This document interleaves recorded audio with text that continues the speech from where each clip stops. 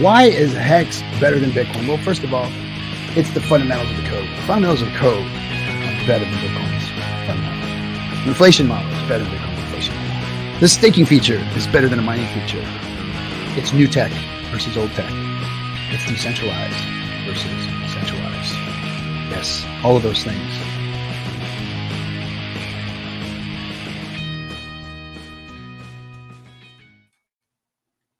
Well, ahoy, crypto pirates. Welcome to Chatting with the Captain on a Monday night, right? It's Monday night? Are we on Monday night? No, it's Wednesday night. It's Wednesday night.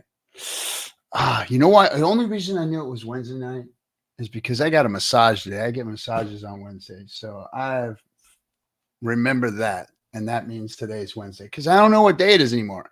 I don't roll out of bed anymore. I roll over. That's the way the captain lives nowadays. And I get massages when I need them. And I train at the gym and I have a good time with my family and my friends.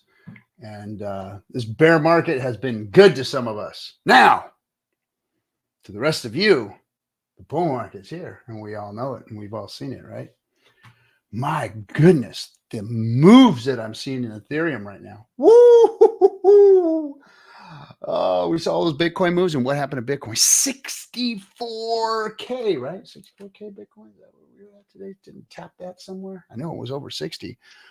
My goodness. Here we are, guys, and it's the halvening hasn't hit. All of the influencers haven't started boasting about how badass they are in their calls and everything. I'm starting to see that, though. Now they're all talking about their calls. It's their calls, you know, and they all somewhere said, you know, Bitcoin was going to move.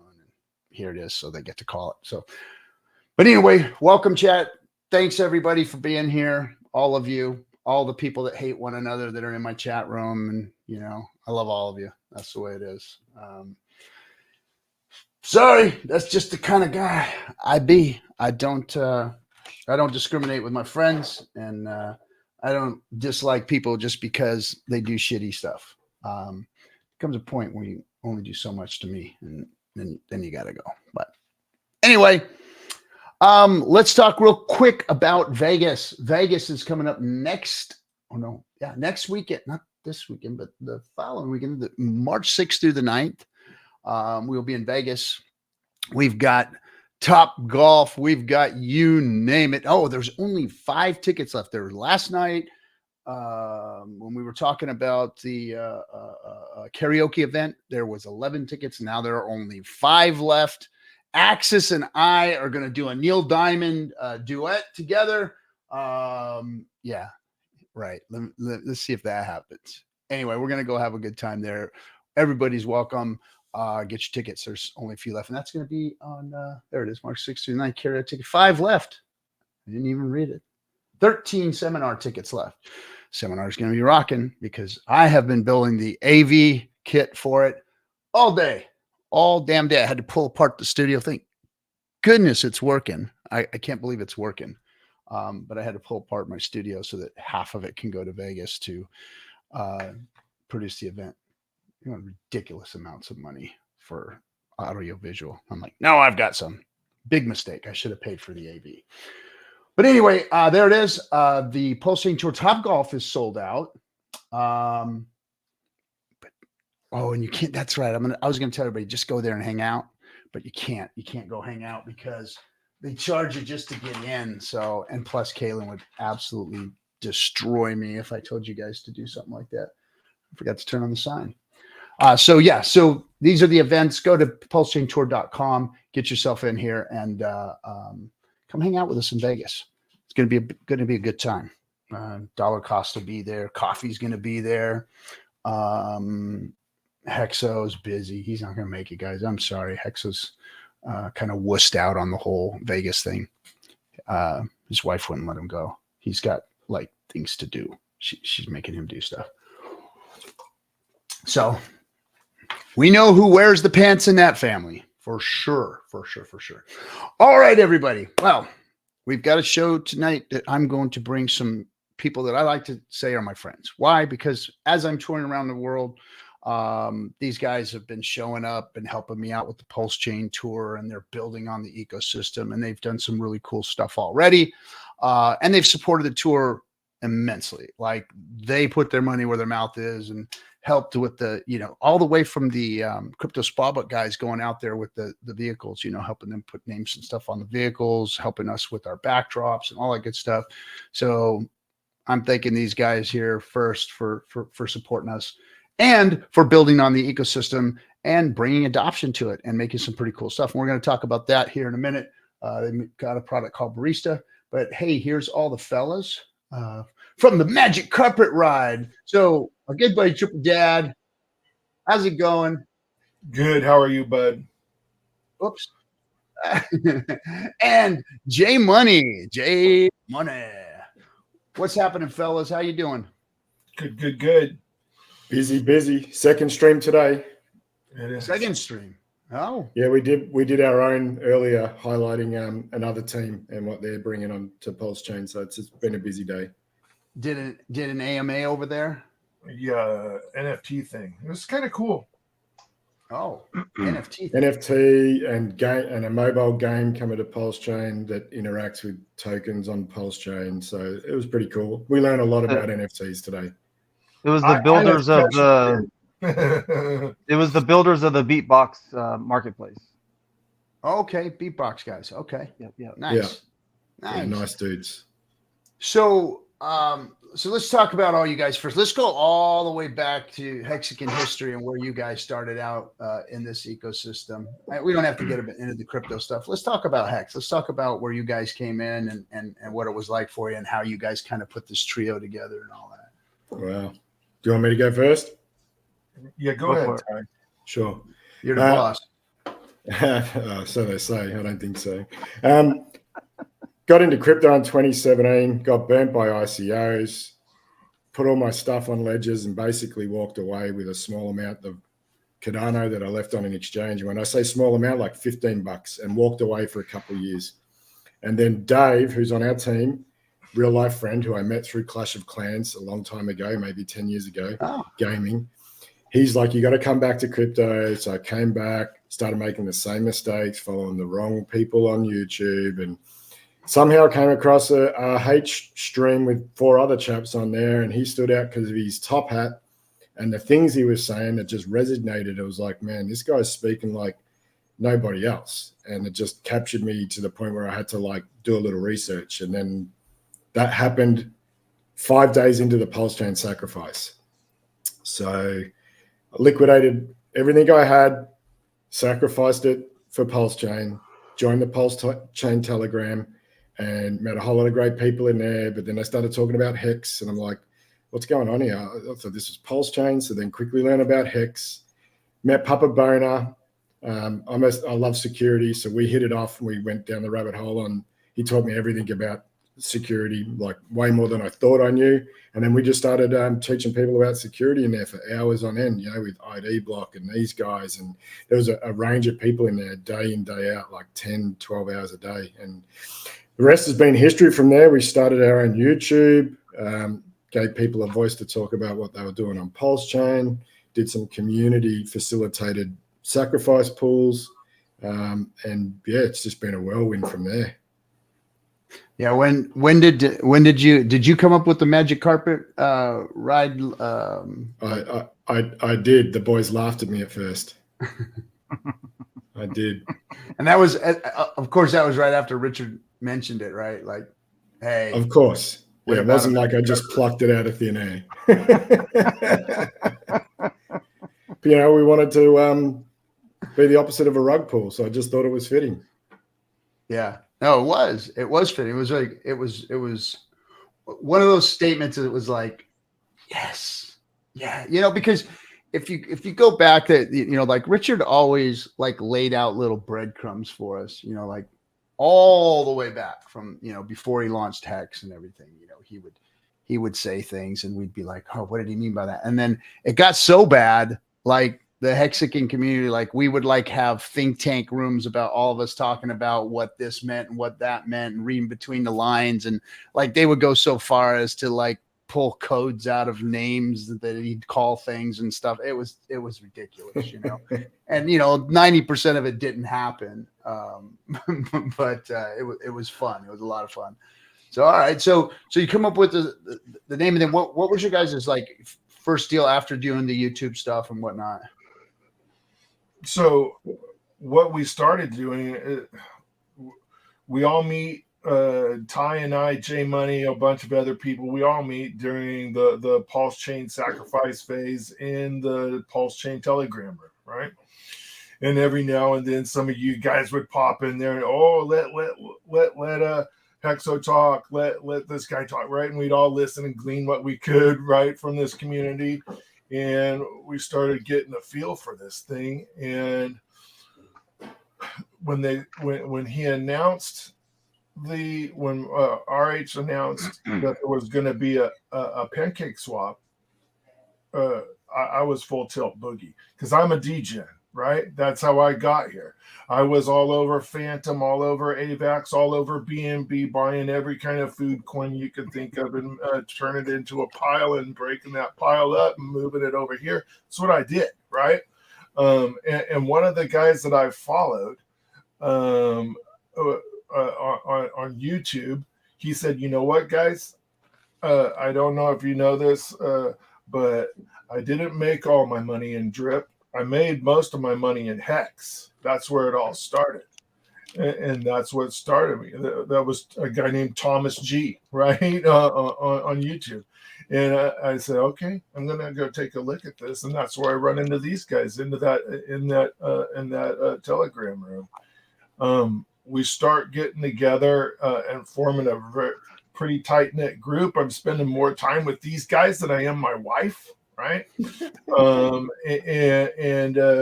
We come up with an idea during the sacrifice phase for PulseX that we're going to come up with a sacrifice, and we're going to make a pool and go at it. Right, try to get maybe $250,000, something that'll get us up the scale.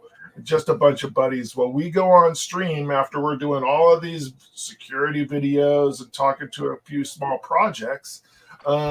People seem to like our straight talk. We're real guys, down to earth, right? Yeah. We open it up to the people in our Telegram room and our YouTube channel, and we ended up Ty 21st wallet. In PulseX? Yeah, number 21 with about $4 million. $4 million. Nice. And we started it late. We only announced it on day one. So. Yeah. Very nice. And that was pretty crazy. We developed a reputation after that. And there's all these people on one side saying, those guys are noobs. What, you just gave them $4 million, right? They're moving away with $4 million, right? We'll see. I don't think you guys are going to get your tokens. They're going to roll. Then I remember that. and then we took that same attitude towards liquid loans, because we were kind of a fan of those guys. We like to be the ability to take a loan, blah blah blah, and we rolled into that sacrifice full steam, and we got over $9 million in that liquid loans. We went up against Godwale. We beat Godwale. So we're the number one wallet in that. We got everybody when everybody was down on PulseX, or even today, right? People that are down on PulseX complaining. If they're in their pool, in our pool, they're in the money right now, because we had a 2.3 multiplier on our SAC funds. So at today's rate, 5 and some change, they're actually cash flow positive right now.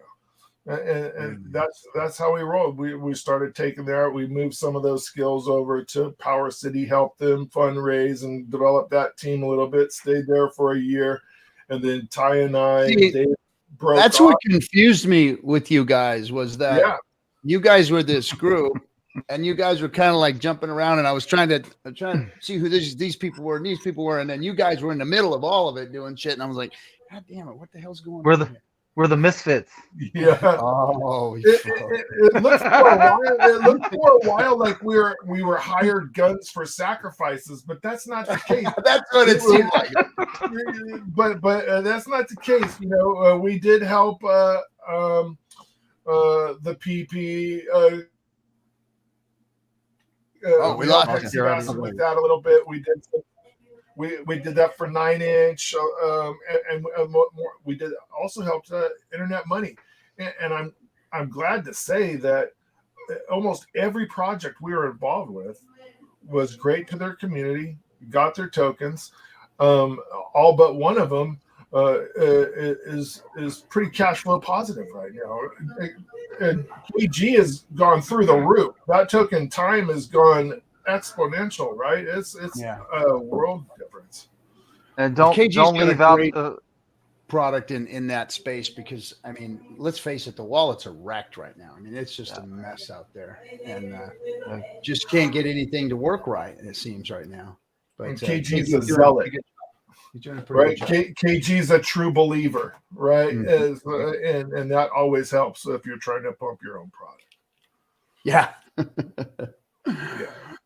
So after you guys started roguing around and everything, what was the first thing you guys said? Okay, we got to just do this now, and we're gonna put something together here as a team and put our money where our mouth is. After we had sacrifices, we had our own ideas when we were at Power City, but a big team. Cogs turned slow. They already had a roadmap, and TD and I are like, let's just go and do our own stuff and follow our own dreams and build the stuff that we want to use ourselves. And so it just sort of took off from there. Yeah. And Jay Money's been with us. You know, he did kind of the same thing over at How to Pulse, right? He went over there, did his stint over at How to Pulse, got some time in, learned the ropes, and then when he had some time available, we said, come over here, we're going to build some stuff. What were you doing over there, Jay? So my story kind of starts back in like April of 21, so maybe a few months before Sacrifice. Was when I first got into Hex. One of my good friends, my best friends growing up, he was day one Hex. He swears he told me this whole time about Hex, but I think he was talking to some of his other friends. But oh, you're one of them, huh? You know, hey. But yeah, so I got in. I got into the PulseChain chats probably in May, like within a month or so of getting into Hex and all that good stuff. Spent a lot of time in the chats, got to know, same as these guys, just, you know, getting friends and learning stuff and just kind of understanding the whole EVM system. And just got involved with the guys that wanted to build NFT on Pulse and How to Pulse, and just kind of was the front man for that. Walrus came on board with us. Walrus and I were kind of out and mingling with the crowds.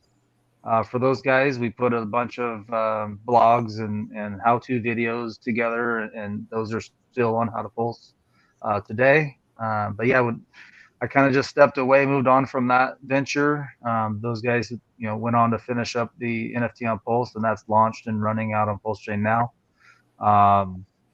Jumped on board with these guys and kind of doing the same thing. I'm out in the Twitter spaces and just enjoying some time with the people out there in the community and just, you know, keeping it real out there. You know, it's funny, like all this history eventually is going to, I mean, think about crypto now and all the people that were involved in the early days of Bitcoin and, you know, and Ethereum coming out, and then all of the people that had worked, like all those developers and people worked together, you know, they all did the same thing that we're all doing here in this ecosystem. And it's going to be interesting to see, you know, 10 years from now, what people are saying about all the folks and where all the folks end up, you know, like you never know, like one of you guys might, you know, just go off and build something, you know, insanely incredible on PulseChain, and you're, you know, the next Vitalik or something. It's wild to see history unfolding with all of us, you know. Hey Cap, it's not we're gonna build something like that. We already have. Come on now. Well, let's hear it. Let's hear it. Put your money where your mouth is. Let's hear all about this thing. You know, most of this stuff we're building, like Ty always says, is stuff that we wanted to use ourselves. And we're here today to talk about Barista. But I think the true flagship in our portfolio of products that we're coming to market with is going to be Steakhouse.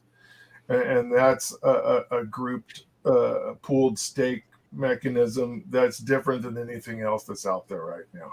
It's pretty unbelievable. It's very, very close to being on testnet. So we can't wait to see that. But we are coming out. So any sneaky peeky about what you're going to do? I mean, I've heard little bits here and there.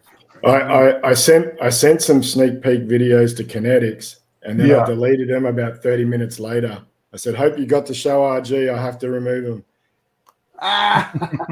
You didn't show anything. He keeps evolved. Yeah, it's evolved a lot since then. Though it's all about the user experience and user interface. And as TD said, that's our baby and flagship product. As much as we love them all, but Hex is why we're all here. You know how we got here, and our first love, I suppose you would say, right? Exactly. And then PulseChain came after.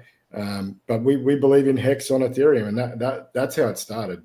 But we're going to release it on both chains, and people can do what they want. It's going to be released into the wild, and they have control.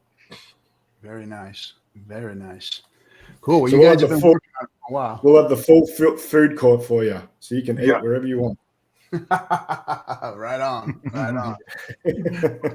Cool. Well, so I know that's you guys' baby, but you got something else you put together just recently too, right? Yeah, it's been out about half a month now, working well. Still waiting to see some liquidation so the actual balancing can take place, but it's still doing what it's supposed to do while it's idling, waiting for that to happen, which we can dig into. So it's Barista, and it's a fork of what again? Tell me what it was a fork B of. Protocol. B Protocol's, they're quite a big team on Ethereum, and they do a lot of integration with a lot of other big dApps that are popular on Ethereum. And one of their protocols they made was the auto rebalancing for liquidity on Ethereum, which is what Liquid Loans forked. Mm-hmm. We have a pretty good relationship with those guys after the community sack, and they reached out and said, "Hey, why don't you? We know you want to build something, and we had already committed to Steakhouse, Bistro, and our own token, which captures the revenue from all of our dApps. But it just made sense. We like those guys. We like automation and that tool. So we're like, let's add that into the mix. And funnily enough, it was the last one to be added and the first one out. That's just the way software works sometimes. Yeah. So what do you guys? So your experience now with working on PulseChain, obviously you're working on Ethereum and PulseChain, but how has it been on the dev side of it? I can give you my experience because we've been doing stuff too, but tell me yours. Our experience with devs as of right now has been, it's a little slow because you're used to coming from a normal work environment where people can be held responsible, right, through lawsuits or a boss or something like that. But now we're having to worry about, we have a dev that is in Europe, and we have a dev that's in India, and we have devs that are all over the world, right? And now it's just a matter of keeping people on task remotely, and that's a little tough, right? But the devs that we have came to us through our other team member who's in chat and not on this screen, our only other team member, Dave, the guy who did your song, right? Mm-hmm. Dave had worked with our current devs for a bit, and we also have the what is it? Ty, the Pulse Mafia, the guys who did that, the validator guys. Yeah. So Escape with Mike and Mark Barty, they're Escape. Web3, and so we've known them for quite a while as well. And that's the challenging part, is finding people that you can trust in what's meant to be a trustless environment, which is it's trustless, not totally trustless, right? There's levels of that trustless. And so we're pretty blessed that between the two dev teams we have, that we knew both of them, we've met them in person, and so that made things a little bit easier. You've actually met Mike RG. He and I were at the car thing together. Oh, okay. Yeah. Okay. My experience with the developers been the same thing. It's like, this crypto's the wild, wild west, and you're hiring freaking gunslingers, and that's what they are. That's what they do. You guys should talk to Kinetics, because I mean, we've grabbed a hold of a freaking fire dev team. They've done a remarkable job on the stuff that we've worked on. So yeah, it's tough. It's hard. There's few of them out there. I think the space needs a lot more of them, and hopefully now with PulseChain, we're going to start seeing a lot more developers, coming to the surface and building things on PulseChain, because now they can actually get shit done. Like before, over there, it was nobody wanted to get anything done. It's too expensive to deploy, and it was too expensive to get anything going. And a lot of stuff never got finished over there. I think that's the biggest problem is, they just can't get out of the way of the issue of, hey, we want to build this cool thing, but damn, the freaking blockchain don't work. It's like, why release something new if we don't know if it's going to work, or what Ethereum's going to do? Are they going to come out with this one or that one, or what are we going to do if they change things up? It's interesting what's happening out there. And I was hoping that, seeing what's going on PulseChain, that it's going to open up the doors for a lot of developers to come in and start making cool stuff. I think they'll come over time. You and I have similar backgrounds a little bit, right? Imagine when you were ripping and running, and you had a stack of ETH that just hit $3,300, and you're a dev. I don't think I'm hanging around today to freaking build this freaking little bridge thing. I think I'm gonna go party a bit, and I'll see disappear for a couple of weeks and then come crawling back. Exactly. If I had a stack of a couple hundred ETH and it hit $3,300, I'd be gone. I remember one of the places I used to work back in the day.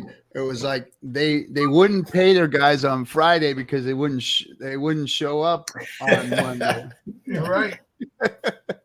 That's smart. They pay them like Wednesday, so they'd go get jet on Thursday. Be back by Friday, and they'd be there for Monday. That is clever. I like that. Oh man, it was. That's and true. they wouldn't give them their check until after work on Friday. At first, that's how it started. Like, because guys would come in and just have their old lady or something come pick their check up, but they wouldn't come in on Friday and they'd party all weekend. They wouldn't give them their checks until, because you walk in, they'd give them their check, and the guys would never show up on Fridays. And then so then they started paying them on Thursdays and shit and Wednesdays. Until it became Monday. So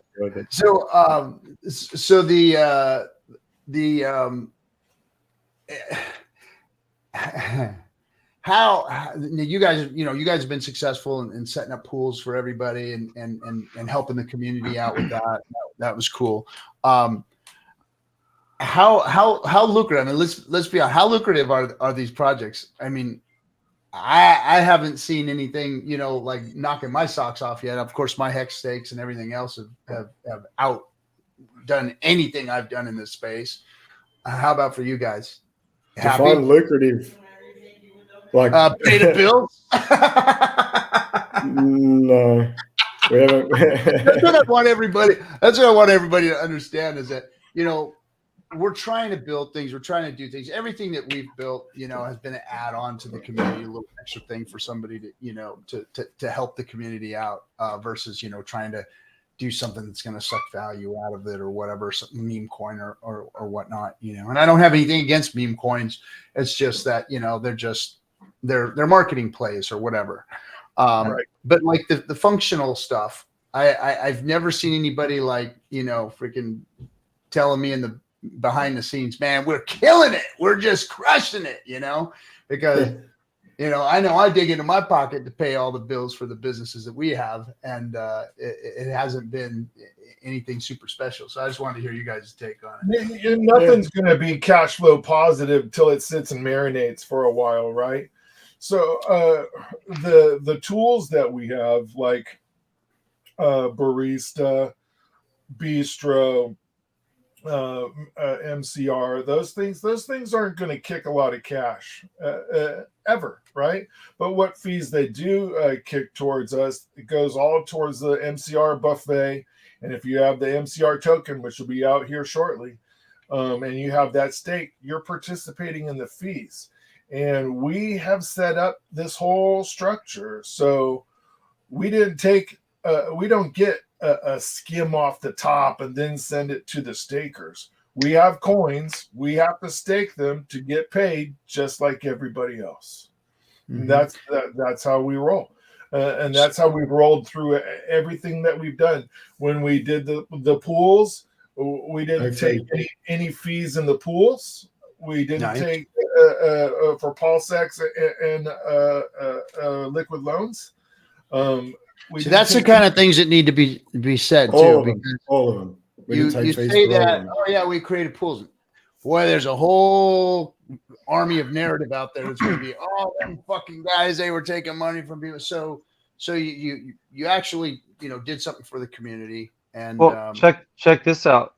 I won't name any names, but there was one project that took a sacrifice that didn't come through with a project, and there was an open pool for MCR for that project, and the MCR team or some benevolent whale out there or wallet holder, whatever you want to call it, sent all those sacrificers their sacrifice tokens back to their wallets.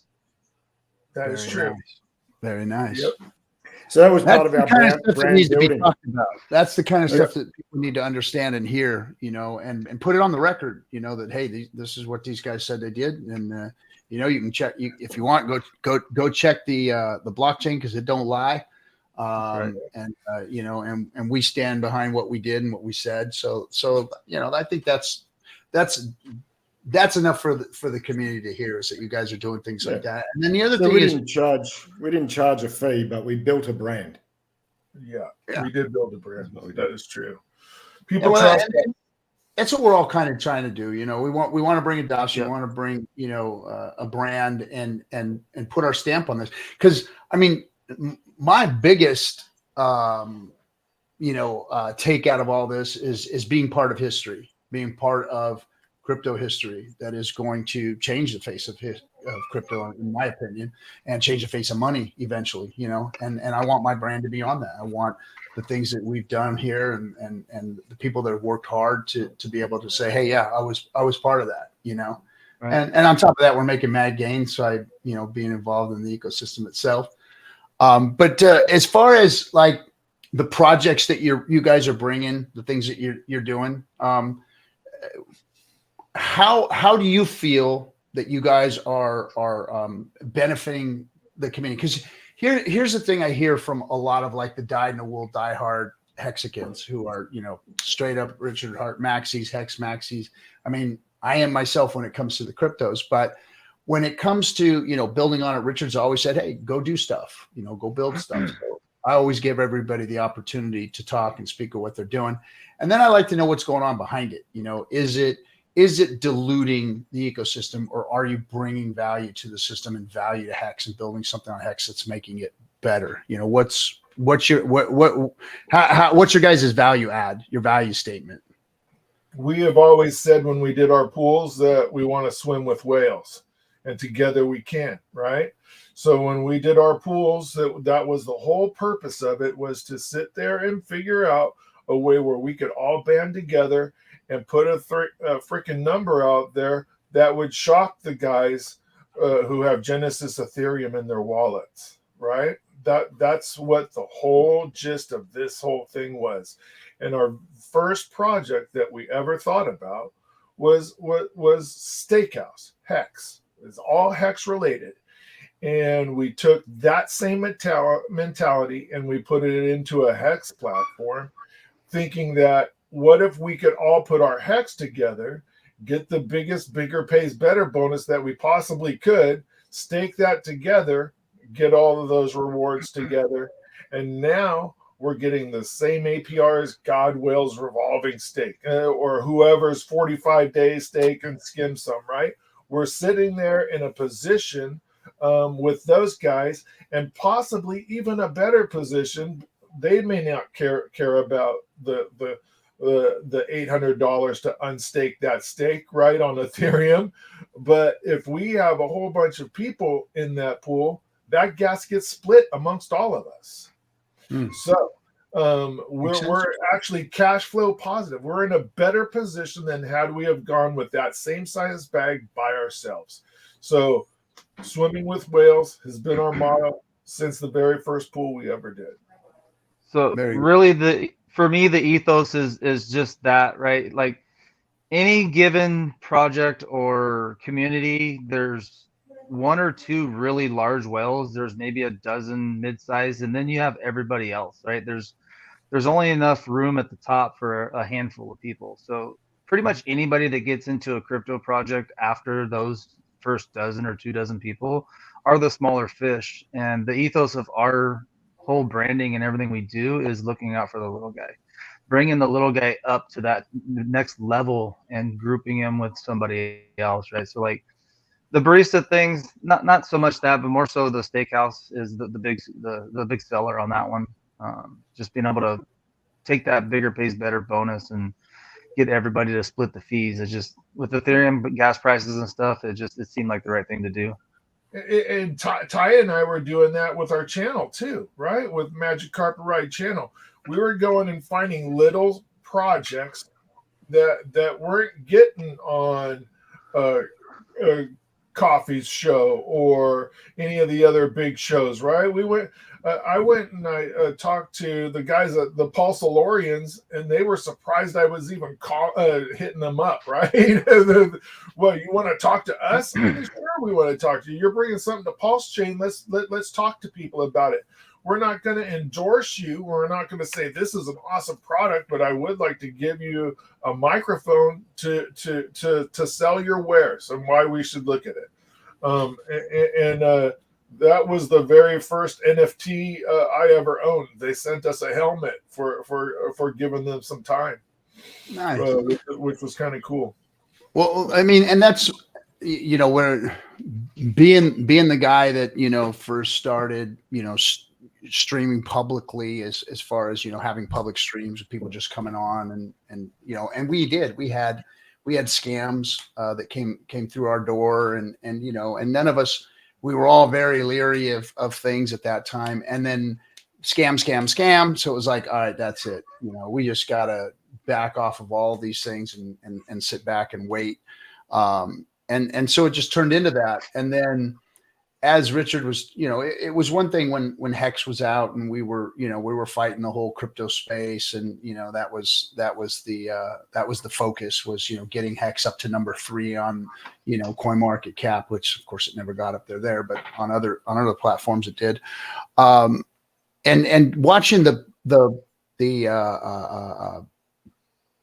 PulseChain come to fruition and watching the existence of an L1 and RH's ecosystem coming, it was like, okay, there's going to have to be a change of narrative here. And there's going to have to be, some of these people that have built things already, like yourselves, like you guys were doing things, who have proven themselves and they've got a track record. We've got to start giving them, a voice to start speaking, and then when I saw that, like you guys were, supporting the Crypto Spawbook guys and Power City and the Liquid Loans thing. I was like, okay, well, all these guys are starting to do things together. They're starting to support the community, and it's time to start letting everybody talk. Now, whether or not it all works out, we have all yet to see. Yeah. And but I'm rooting for everybody to go and do well, and also warning everybody to be careful. So when you guys do have, these pooled situations, and I mean, you've already proven yourselves to be, good character, like you're not going to go running off. You had the ability to do so. People took the risk and gave you their crypto, period. End of story. They took that risk and gave it to you. And you guys have proven yourselves to be trustworthy. And, and on top of that, you didn't even skim for yourself. You did it out of the, to drive your brand so that you guys can go and build things with integrity. And I appreciate that, because that's the one thing that maybe people don't pay attention to or understand. It's like, hey, we're going to go out there. We're going to do some things. We're going to build a brand by creating trust and generating a positive experience for people. And then check out what we do, trust what we do, and try it out for yourself. So that I think that's important. People need to know that, like, you guys have not just like throw shit out there to try and make money. You guys are building a brand, you're building trust, you're building products, and you're trying to build better products. So now with that being said, it's fine and dandy. You guys are good guys. I can say that as of now, you've been good actors. What's going to, code wise, what is going to protect people in the future? Are you guys still going to try and do things, cowboy style, or are you guys going to go out there and put in the code? Hey, the code says you put your tokens in here. This is going to come back, and whatnot. Or how's that going to work in the future in a trustless environment versus the. As of right now, because we had so much on our plate, we've actually turned down offers that people wanted us to run pools for them. Yeah, we get contacted all the time, and we've said no. We're concentrating on our own stuff now. We're doing our even stuff. the two fucks Yeah. guys. We like those guys. We like what they're doing. They wanted us to spearhead their sacrifice for them, but we're like, guys, I don't think many people realize how stressful it is, how time consuming it is, how much pressure it gets put on. Because I do all the Excels, I do all the auditing, right? And it's a lot of work. And we have a lot on our plate that we've committed to getting to market. So we said, look, we're done with that phase. We achieved what we wanted to achieve. And now we're just concentrating on bringing out. You get freaking $9 million or $5 million, and you sit there and you tell people sacrifice from your hardware wallet or your MetaMask at least, and then Ty has to sort through all of that stuff and find Coinbase wallet number 1, Coinbase wallet number 4, Coinbase wallet number 2, right? And we sit there and we go through with those people because we don't want those coins. We're not trying to be dicks, and maybe they just didn't understand it when we first said it, right? So we sit there and we work with those people to have them send us one token from that token, or do send us something on testnet. We actually, how many of those Coinbase wallets did we resolve over time, Ty? Like 50? Guys, I couldn't cope. There's no way. The actual sacrifice and pool was the easy part. It was like 3, 4, 5 months after that of the ongoing housekeeping.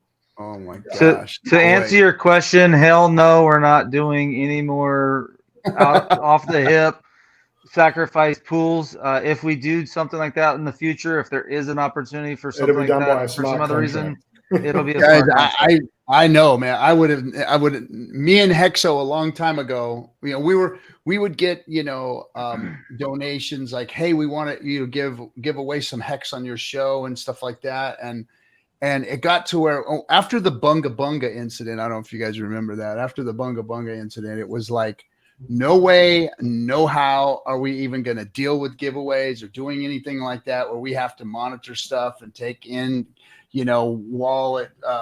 We gave some away when Ski Cat was around, and and it's just, I won't even give away a hat in a contest anymore. I won't do it. Like we have raffles at the PulseChain tour, but that's it. We do raffles and we give away free merchandise and books and stuff, and some Pulse and PulseX. But yeah, I don't do giveaways. I don't want to deal with all that and the people and being accountable to that. It's my hat's off to you guys for pulling it off. Yeah, we're pretty well set right now, except for liquid loans. Every sacrifice that has come across our plate, those tokens have all been sent out, except for the wallets. We did a 6-month and 18-month, a 1 year and a 2-year wallet for liquid loans. So we have that ongoing responsibility for the next 2 years, right? But that's it, right? That's it. Right on. Well, the housekeeping's done on those. The lists are done, and they're somewhat automated, but it's just a waiting thing. I've only got about 20 minutes left for myself because I got to pick up my kids from school. I'm sure these guys can hang out, but if you wanted to get into it at some point, Cap, because I have an intimate knowledge of the stability pool part. Let's get into it and talk about it. Let's go ahead and have you explain it and explain how it works with liquid loans and what it actually does. Sure. I'm not sure if you want to screen share with TD, but we do have a demo wallet. We have a demo wallet that we're running. So every time we do streams, and we're going to have people see how we're using it, how it works, and that sort of thing.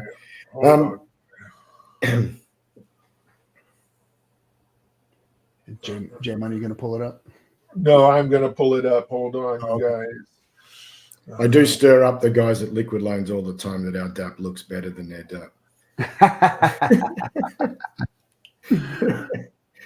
Right on. We tried to look, it's all serious, it's all audited, no admin keys, all that good stuff. But we also wanted to bring a bit of flair and a bit of spark, so it's all very coffee themed after the name Barista. Just to get away from that very clean,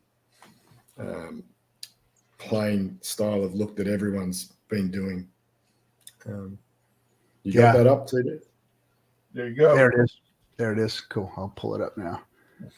And there we go. Let's make it big and get rid of us. Sure. There we go.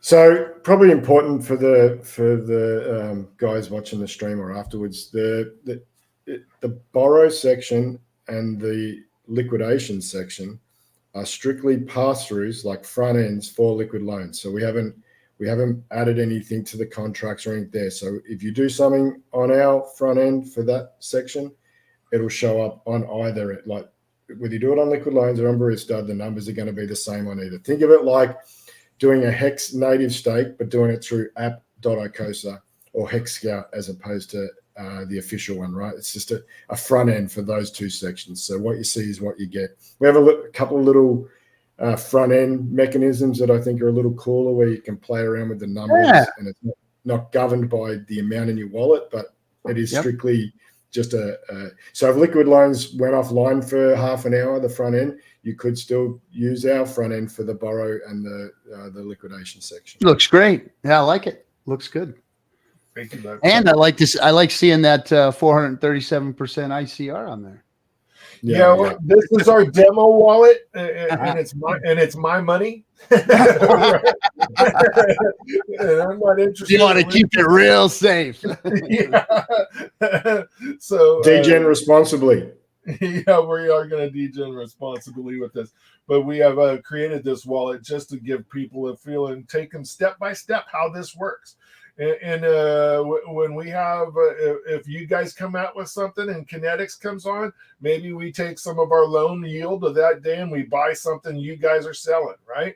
It's just a demo wallet that we're going to use from now until we're done doing this. Nice. Yeah. So what we did here is we took a loan, even though that's not our section, right, Barista, it's just a front end, but we wanted to show people how you could take a loan and then take the money you borrowed and put it in the stability pool. So we're not like running off and speculating on something else. This is like a a very low risk move, because the funds you've kept, you've put it in the stability pool, providing the liquidity in the event of a liquidation. So where the magic happens in this section, this is the fork of B protocol, is when a liquidation happens, it takes a percentage of your USDL from the stability pool, and it gives you back discounted seized collateral, which is the pulse. And that sits in that liquidation gains area until you come back on liquid loans and have some human interaction with it. So to claim it, and then you might swap it back into USDL and put it in the pool, or you might keep it and just stack it. On our stability pool, that's fully automated. So every time a liquidation happens and all the USDL comes out and it gets replaced with the discounted PLS, this gets auto rebalanced for an arbitrage profit for the users. There's 3 transactions that go on in the background, and then it gets restaked in the stability pool on the user's behalf. So we tried to educate people that have been coming into our Telegram. Oh, this looks so much better. I'm just going to go all in on the Barista stability pool. And we're like, hey, pump the brakes.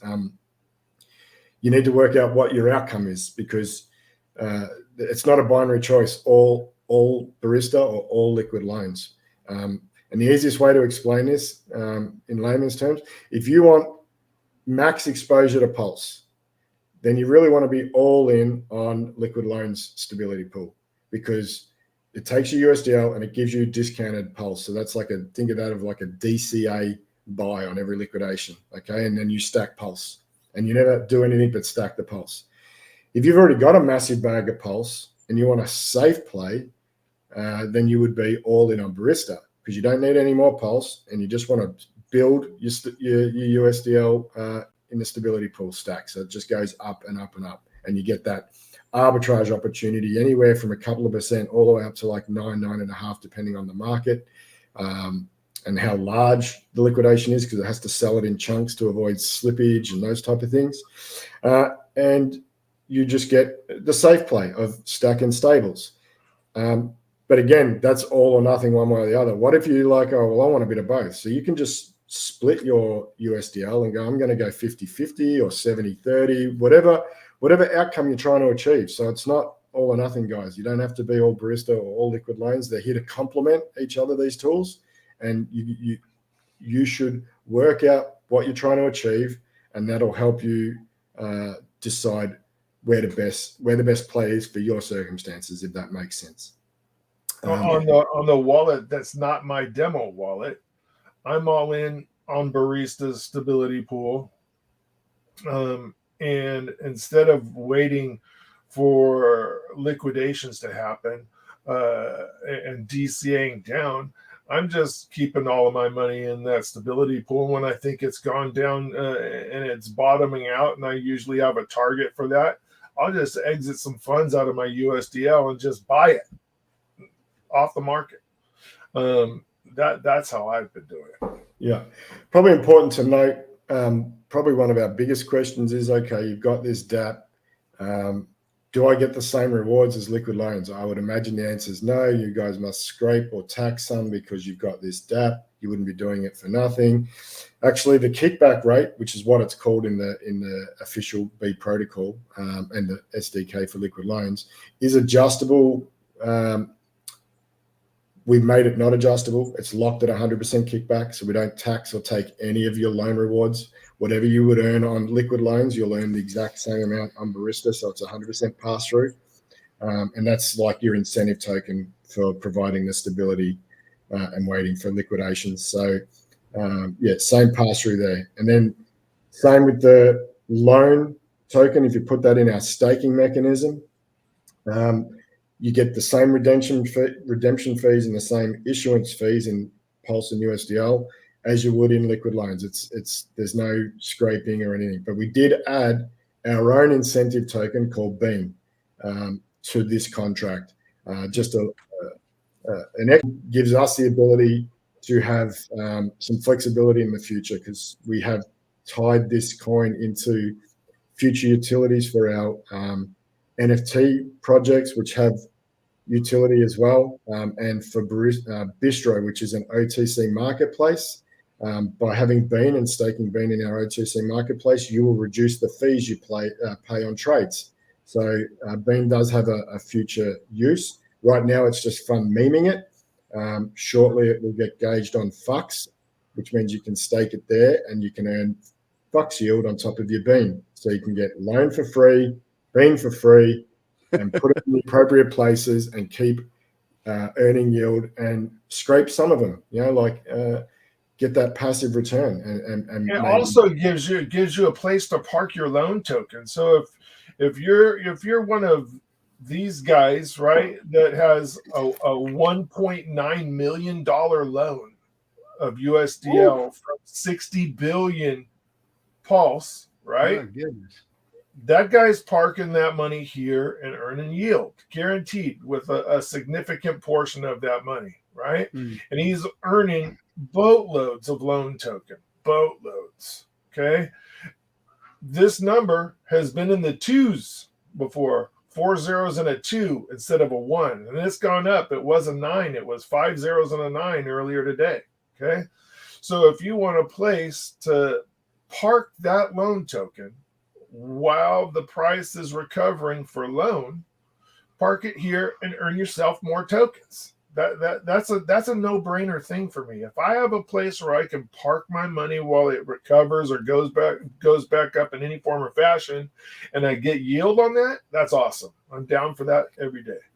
I need to correct myself and say P-Huck Sandy Beach always pays me out and reminds me every day when I say fuck. So P-Hucks for my lady.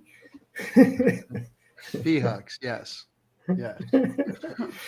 So yeah, this area, I would say, it absolutely makes no sense to have your loan token at Liquid Loans, and you could have it in here, providing you understand you are adding an extra contract on top of that contract, but you are going to get an extra token as well as the same rewards as you did at Liquid Loans. So everything ends up in Liquid Loans anyway. Just stability pool and staking pool both run through our own contracts. Yeah. Swearworks is asking you what do you mean by scraping when you're saying scraping? I said we don't scrape. So all the rewards that Liquid Loans offer, we don't scrape any of them on the pass-through in our system. They are 100% given back to the users of the protocol.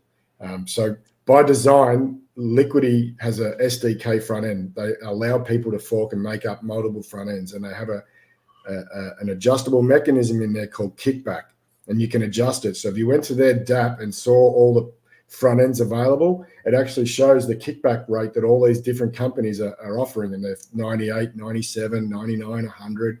Ours is set to 100 and can't be changed, which means 100% of the rewards from Liquid Loans go to the Barista users. There's only one fee. Scraping off the top. They're not scraping. There's only one.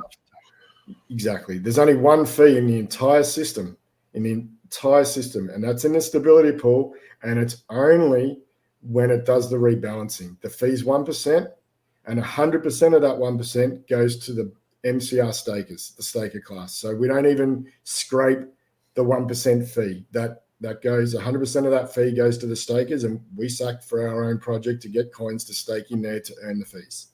Now explain the need for rebalancing. What does that do for the system? Sure. What does it do for the user?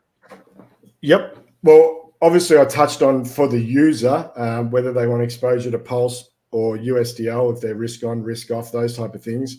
From the protocol point of view, our tagline under Barista logo is strength and stability. So it does bring strength and stability to the Liquid Loans stability pool, because if you imagine at any given time, you've got all these users in the stability pool. Maybe it's a busy time of year, like Christmas time, holiday season, people are away. Liquidations happen, okay? The USDL gets taken and it gets replaced with Pulse. And that Pulse sits in Liquid Loans in the reward section waiting for human interaction. So if it's a time of user inactivity, then the USDL could be slowly going down and getting depleted in a heavy liquidation downwards, trend in a bear market, coming into a bear market, and the USDL is getting sucked out of the stability pool and replaced to the user with Pulse. Well, in our system, it's rebalancing and replenishing the stability pool, giving it more stability, exactly what it says. So it is a backstop automatic market maker for liquid loans. If you take a look at this, Captain, like this guy right here, it's kind of crazy that he's the second wallet, by the way. This 60 billion dollar 60 billion Pulse guy has $1.9 million, $1.9 million loan. That guy values those USDL, I'm almost 100% sure. And he just wants to keep in that range, right? Yeah. And he doesn't want to do anything to keep it there. If you take that 1.9 and you put it in our stability pool, it will stay that 1.9. It could even bump up a little bit in the arbitrage. That 1.9 is a stable number. It doesn't eat away at your supply of that 1.9, and you're not going to come back and it's going to be 1.8. The only time that you ever see PLS hang out here is if the price is going through the floor and it's not a profitable trade for you. Otherwise, it automatically, by the time you get back to your computer, almost 100% of the time, it's back to zero, and those USDL are no longer Pulse. They're back in the USDL in your wallet. And this is the most pain in the ass thing to test on testnet, because none of these values are legitimate, right? The USDL price was $2, the loan price was this, the Pulse price was $3 or whatever, right? And we had to actively sit there and manipulate these prices to trigger a liquidation, to trigger this to rebalance itself. And we did that over and over and over again. A lot of hard nights working on this. And then we did the same thing on testnet as well. I mean, on mainnet, we had a faux version of Barista, a full-blown version, but not available to the public. And on mainnet, we tested and liquidated wallets to test them, to see how this worked, and made sure it works on PulseChain live with real money. And it works 100%. Right on. Well, hey, we've been an hour, guys. Any last words before we close out? Well, firstly, thanks for giving us the opportunity to come on. I know I've been on here a couple of times on Friday nights and whatnot with a few other cool people. Just wanted to acknowledge Anthony's question, the last guy in the chat there. If you follow us, you'll see we have a Hex staking pool, trustless, pull together Hex staking pool. Hex is our first love and one of our favorite coins, near and dear to our hearts, and probably the flagship of everything that we're building. Even though we love everything we're building, Stakehouse, which is all about Hex on Ethereum, and PulseChain is our baby. So stay tuned if you want to talk about old Hex staking. And this is a MCR buffet. And this is where the USDL, and you're going to get some bean rewards in here too. So that's just a sneak peek. This is on testnet right now. You may see this on mainnet soon. Yeah, it's past audit, and again, it's just about the staker class. You stake here, that's all you need to do. Staker class wins. They're the only ones that receive all of those coins, and we can add new coins. We can whitelist tokens, and so all of the fees from all of our dApps feed into this one dApp for the staker class. Right on, right on. I'm going to stop sharing, but it's good. J Money, anything you want to say? No, man, just thanks for having us on. I appreciate your time. I know it was a little struggle to kind of connect. We're all busy. You know, and shout out to the 10 gang. Let's go. Yeah, and thanks SJ. All right, guys. And thank SJ for setting this up in the background too, right? SJ does a lot of work in the background. And I know Sammy Chica and I have joined the PulseChain Australia Telegram for the tour, and we're gonna try and help with Appreciate that. You guys with the Melbourne leg of the Australian tour. So we're proud to help wherever we can. Yeah, we can't wait And to I'm get there. sorry, I'm going to miss you in Vegas. I wish I could go, buddy. Yeah. All right, guys. Well, get to Australia. Come hang out with all of us. He doesn't like spiders and snakes. It's all I hear from him complain every day. I'm not coming to Australia. I like American spiders and snakes, not Australian. He's a racist spider and snake hater. All right, everybody. We'll see you. Thanks for coming. We appreciate it, man.